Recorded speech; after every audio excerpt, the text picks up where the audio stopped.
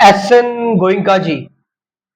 S N Goenka जी भली भांति परिचित थे ओशो से और कृष्णमूर्ति से भी, और उन्होंने कमेंट भी किया ओशो पर भी और कृष्णमूर्ति पर। एस एन गोइंका जी जो आज के टाइम पर जो विपස්සना शिविर चलते हैं, है ना, 10 दिन का डिस्कोर्स होता है और भी आगे होते हैं, यू नो, वो सब, अगर हम बात करें सबसे अहम रोल किसका है तो वो एस एन गोइंका जी का था।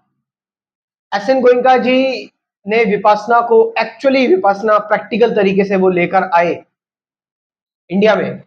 ऑफ कोर्स कई सारे लोग जो है वो विपासना को इतना ठीक से नहीं जानते थे, लेकिन आज के टाइम पर हम देख रहे हैं लोग इंटरनेट पर वीडियो शेयर कर रहे हैं, my vipassana meditation experience all these things. So yes, इसमें कोई दो राय नहीं कि हम विपासना मेडिटेशन को, अगर किसी ने प्रैक्टिकल तरीके से विपासना मेडिटेशन पर किसी ने एक्चुअल प्रीचिंग की है तो नो डाउट वो एस एन गोइंका जी थे।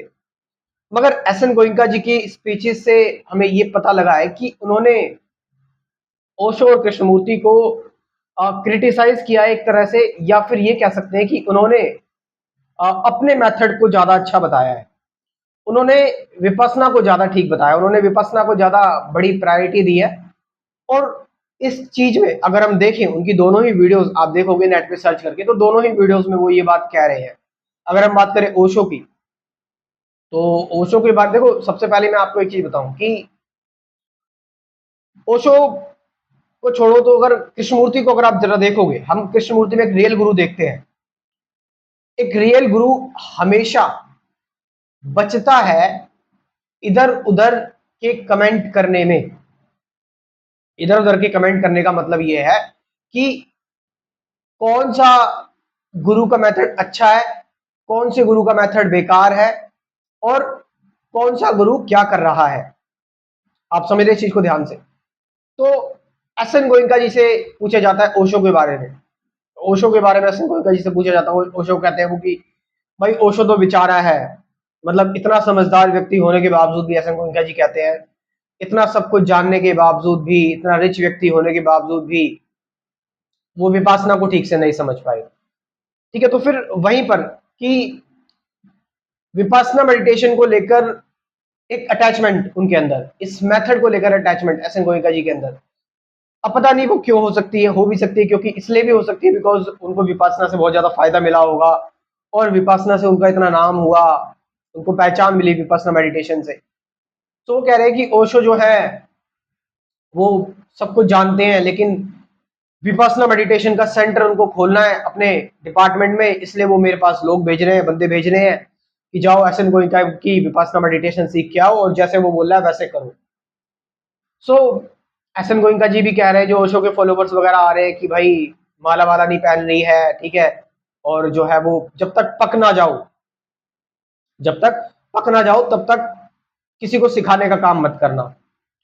ठीक है, तो एस एन गोइंका जी ये बात भी कहते हैं ओशो के बारे में कि भाई, कि एक व्यक्ति जो था उसने, मेरा ही जानकार था, उसने ओशो को सुना और कहा कि बोलता बहुत अच्छा है लेकिन कोई फायदा नहीं पहुंचा, कोई उसके पास कोई ऐसी विधि है नहीं जिससे मेरे को शांति पहुंचे, जिससे मेरे को जो है वो रिलीफ मिले। तो हम इस चीज को यहाँ पर नोटिस कर रहे हैं, जो एस एन गोइंका जी कह रहे हैं कि एक होता है ना कि सुपीरियरिटी कॉम्प्लेक्स, आप समझ रहे इस चीज को।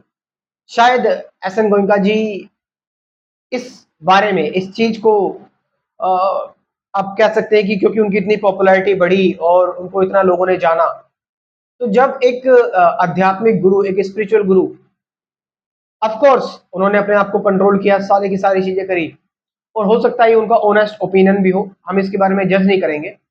बट एज अ स्पीकर अगर मैं बात करूं, नॉट मैं अगर एज अ स्पिरिचुअल पर्सन नहीं, एज अ नॉर्मल बीइंग मैं अगर बात करूं, if I follow Osho, if I follow Krishnamurti, ठीक है, और इफ मैंने एस एन गोइंका को भी सुना है, उनकी बातें भी पढ़ी हुई हैं, तो एस एन गोइंका जी ने थोड़ा सा आप कह सकते हो कि अ, अपनी टेक्निक को ऊपर रखा ओशो से। आप समझ रहे, ओशो इज नॉट अबाउट, और हो सकता है उन्होंने जितना ओशो के बारे में जाना वही बोल दिया। ओशो ने नो माइंड के बारे में, ओशो ने इतनी सारी चीजें बोली है, हजारों चीजें बोली है। विपासना तो एक ही चीज है उसमें, आप समझ रहे हो। तो आप खाली ओशो को विपासना से क्रिएट वो नहीं कर सकते कि ओशो ने विपासना के बारे में ये बात बोल दी कि भाई गहरी गहरी सांसें लो, और उसके बाद वो ओशो बोल रहे हैं कि भाई पहले तुम अपना माइंड को एजिटेट तो करो, गहरी सांसें लो, डायनेमिक मेडिटेशन, उसके बाद शांत हो, फिर शरीर शांत होगा, सेंसेशन शांत होगी, उसके बाद तुम एकदम शून्य हो जाना। तो ये ओशो मेन बात कर रहे हैं। बट एस एन गोइंका जी ने जितना उनको ओशो के बारे में पता था उन्होंने उस तरीके से बता दिया, ठीक है। बात करें अगर कृष्णमूर्ति की, तो इसमें भी वो यही बात कह रहे हैं एस एन गोइंका जी, अपनी ही बड़ाई कर रहे हैं इसमें। वो कह रहे हैं कि लोग मुझसे मिले और लोगों ने मुझसे बोला कि भाई आप तो अप्लाइड कृष्णमूर्ति हो, ठीक है। और कृष्णमूर्ति भी विपासना ही सिखा रहे हैं, कृष्णमूर्ति भी विपासना मेडिटेशन ही सिखा रहे हैं, रियलिटी को एज इट इज देखना, ठीक है। और क्या कहते हैं, नो मेथड नो गुरु, नो गुरु, नो सिस्टम, नो गुरु, ऐसे ऐसे बोल रहे हैं मतलब एस एन गोयनका जी। तो यहाँ पर देखो, जब एस एन गोयनका जी ये कह रहे हैं कि वो कह रहे हैं कि कृष्णमूर्ति जो है वो फ्रस्ट्रेट हो गए कि इंडिया में बहुत सारी मेडिटेशन है और बहुत सारे गुरु जो ऐसे हैं जो बेकार हैं, ठीक है, और जो लोगों का फायदा उठा रहे हैं, गलत फायदा उठा रहे हैं लोगों का। ये बात नहीं है, ये बात नहीं है। कृष्णमूर्ति ने इसलिए मेथड और सिस्टम को या किसी प्रैक्टिस को इसलिए नहीं बोला कि गुरु फायदा उठा रहे हैं। कृष्णमूर्ति ने ये बात कही कि सारे मेथड, सिस्टम और सारी अथॉरिटी की जो बातें हैं वो ओल्ड हैं, वो रियलिटी को एज इट इज देखने में आपके काम नहीं आ सकती। आप जब रियलिटी को देख रहे हो, एज इट इज रियलिटी को देख रहे हो, तो जब आप आपके पास अगर कोई तरीका है रियलिटी को देखने का, तो वो तरीका एक पर्दा बन जाएगा, एक स्क्रीन बन जाएगा, है ना। या फिर आप किसी अथॉरिटी की बात कर रहे हो, किसी गुरु के नजरिए से देख रहे हो रियलिटी को, तो फिर वो गुरु का नजरिया बन जाएगा, फिर वो गुरु का नजरिया होगा, आपका नहीं होगा। आपने क्या क्यों देखा, फिर भगवान ने आपको आंखें क्यों दी, आपको इंटेलिजेंस क्यों दी, आप समझ रहे चीज को। सो यहां पर ऐसा हो सकता है, इस वीडियो को ज्यादा सीरियस नहीं मत लेना, इसको हम ये कह सकते हैं एक स्पिरिचुअल इंटरटेनमेंट कह सकते हैं इस वीडियो को। हालांकि लास्ट में जो मैं सीख दूंगा इस वीडियो से, क्योंकि कुछ ना कुछ तो हमें सीखना ही है। और ऐसे वीडियोस में मैंने कई बार बताया हुआ है कि मैं ऐसे वीडियो जानबूझ के बनाता हूं ताकि यूट्यूब का एल्गोरिदम मेरी बाकी वीडियोस को प्रमोट करे, ठीक है। ये यूट्यूब ऐसा ही है कि जो पुरानी चीजें हैं और जो थोड़ी कंट्रोवर्शियल चीजें हैं, यूट्यूब वही मांगता है ना। तो उसी पर वीडियो बनाओ, यूट्यूब का ही कहना है, ताकि वो पुरानी चीजों से कनेक्ट हो सके सारी चीज। तो मेरे केस में यही हो रहा है, मेरी जो यूट्यूब वीडियोस है ऐसे ही जा रही है ज्यादा। बट मैं आपको सीख दे रहा हूँ इस वीडियो में, जो मैं आपको मेन चीज बता रहा हूँ, ठीक है। और मैं एस एन गोइंका जी वाली गलती नहीं करने वाला। एस एन गोइंका जी ने जो बात कही, हाँ, कृष्णमूर्ति के बारे में हम बात कर रहे थे सबसे पहले। तो कृष्णमूर्ति के बारे में वो ये कह रहे हैं कि भाई कृष्णमूर्ति भी विपासना भी बोल रहे हैं, विपासना ही सिखा रहे हैं कृष्णमूर्ति भी। कृष्णमूर्ति जो है वो फ्रस्ट्रेटेड हो गए। सबसे पहली चीज, अधूरी जानकारी, पहली चीज। दूसरी चीज, जब आप किसी को पूरी तरह से ना समझ लेना, उस पर कमेंट ना करें। आप समझ रहे चीज, जब तक आप किसी, हम ये इसलिए कर सकते हैं, मैं इसलिए कर सकता हूं क्योंकि आज मेरे पास इतने सारे रिसोर्सेज हैं, है ना। मेरे पास चैट जीपीटी है और भी गूगल है, आज इंफॉर्मेशन बहुत है। वरना आप कहोगे तुम भी तो यही काम कर रहे हो।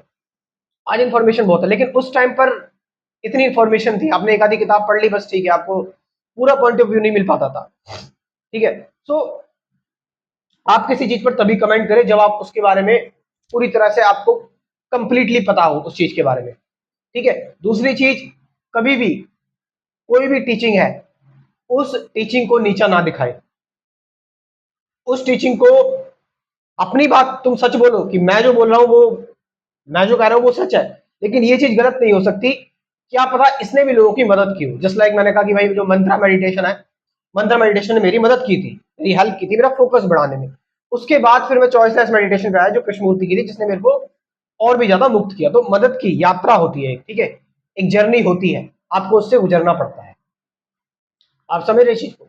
सो ओशो और कृष्णमूर्ति दोनों ही किसी मेथड की बात नहीं कर रहे हैं, किसी तरीके की बात नहीं कर रहे हैं कि ले भाई इस तरीके से किसी चीज को कर ले। कोई तरीका नहीं है भाई अपने अंदर जाने का, कोई आप रोबोट थोड़ा ना हो कि आपके अंदर कोई तरीका डेवलप कर दो, आपको कोई तरीका बता दो। आप समझ रहे हो, आप तो एक ह्यूमन बीइंग हो, आप तो इंसान हो। दोनों ही जने आपको बोल रहे हैं कि भाई इसने आपको प्योरली एज इट इज देखो, बिना किसी जजमेंट के, just as it is. Osho ने इस चीज को थोड़ा लंबा कर दिया, कृष्णमूर्ति ने इसको थोड़ा और ऑब्जर्वर इज दी ऑब्जर्व कह के, दृष्टा ही दृश्य कह के बहुत छोटा कर दिया। आप समझ रहे? लेकिन एस एन गोइंका आपको बांधे रखेंगे, विपासना भाई ऐसे विपासना करो, धीरे धीरे करके जाओ, पूरा कोर्स है, पूरी चीजें फॉलो करनी है। आप समझ रहे? आपको एक बंधन हो सकता है इस चीज में। और कई सारे लोगों के पास, मेरे पास कई सारे लोगों की कॉल्स भी आते हैं कि हमने इतने विपासना के कोर्स कर लिए, इतने कर लिए, तो भाई हमें कुछ फायदा नहीं मिल रहा है। तो वो मिलेगा, क्या पता आपको, आपने इसीलिए कर ली हो क्योंकि अब आपको सारी चीजों से फ्री होना है। अध्यात्म मतलब सारी टेक्निक, सारे जरिए और चीजों को बिल्कुल नग्न अवस्था में देखना है, दैट इज स्पिरिचुअलिटी, ये अध्यात्म है। आप समझ रहे? और अब मैं अपने कोर्स की बात करता हूं, अब आप बोलोगे ये अपने कोर्स की बात कर रहा है। मैं अपने कोर्स की बात किस तरीके से कर रहा हूं, सुन लो। मेरे चैनल पर है 2000 से ज्यादा वीडियो, ठीक है? अब आप वो वीडियो तो देखने बैठोगे नहीं, तो मैंने सिस्टमेटिक तरीके से एक कोर्स बना दिया है, उसमें मैंने डिटेल में बात की हुई है कि भाई बेसिक क्या है, मेडिटेशन क्या है, अवेयरनेस क्या है, प्रेजेंट मोमेंट क्या है, सफरिंग क्या है, अटैचमेंट क्या है, ऑब्जर्वेशन क्या है, थॉट क्या है, एंडिंग ऑफ थॉट क्या है, वो एम आई क्या है, जिससे कि आपको एक रिव्यू मिल जाए कि भाई एक्चुअल आधुनिक अध्यात्म, एक्चुअल मॉडर्न स्पिरिचुअलिटी क्या है। आप समझ रहे हो? आप कहीं भटको ना, आपका आज का आधुनिक अध्यात्म आपको समझ में आ जाए। और आपकी प्रैक्टिस के लिए गाइडेड मेडिटेशन की वीडियोस दे रखी है। उस गाइडेड मेडिटेशन की वीडियोस में मैं ये नहीं कह रहा आंखें बंद कर लो, ये जपो, इस पर ध्यान दो, उस पर ध्यान दो, नहीं। वो गाइडेड मेडिटेशन की वीडियो जो 50 से ज्यादा, वो आपकी सिर्फ मदद के लिए, आप सामने रखकर बैठोगे मेरे साथ, जब आपको लगे कि आप ध्यान करने लगे हैं क्योंकि आपकी आदत पड़ी है रूटीन में आने की, आप उसको छोड़ दो। तो आप ये कोर्स ज्वाइन कर सकते हैं। मेरा व्हाट्सअप नंबर लिख लो 9773529489। मैं अपना नंबर ये डिस्क्रिप्शन में भी ड्रॉप कर रहा हूं, वहां से जाकर आप इस कोर्स को ज्वाइन कर सकते हो। Thank you very much.